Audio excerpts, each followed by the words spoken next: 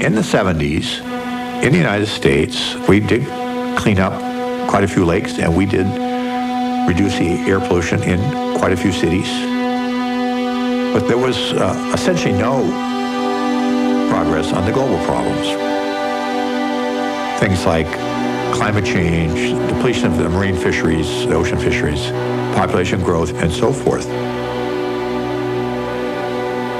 There has always been the notion that we will be able to sustain our current trajectory in living standards and material consumption and moreover, that all the poor people in the world are going to be able to catch up with us.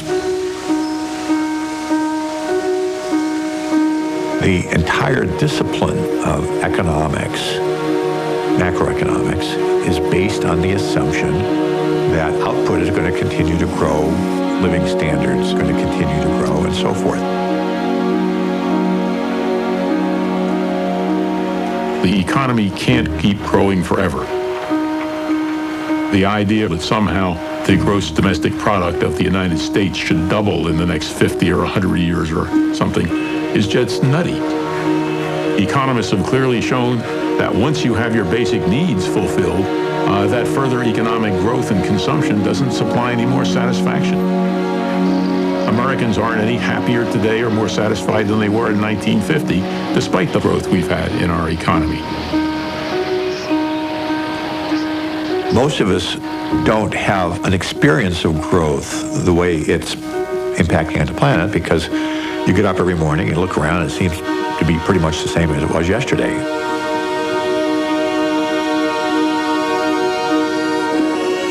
Our species just naturally tends to assume that change happens more or less linearly. 1, 2, 3, 4, 5, 6, like that.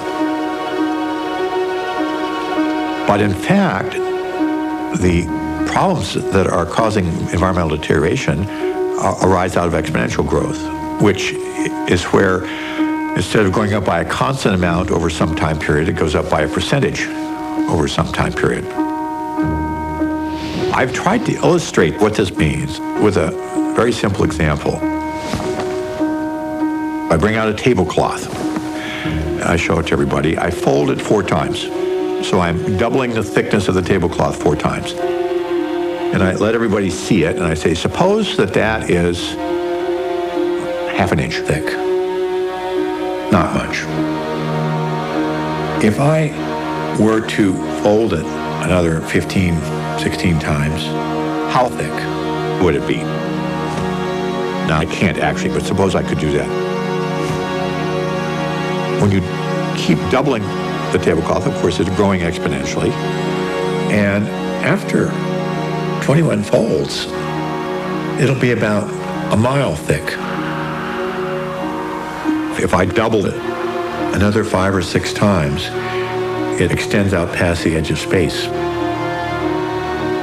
Continuing that process rather quickly gives you amazingly big numbers.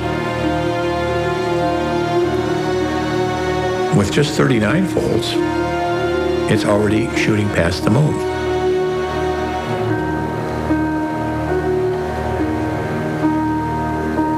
That's how quickly you get to very large numbers when a process grows exponentially.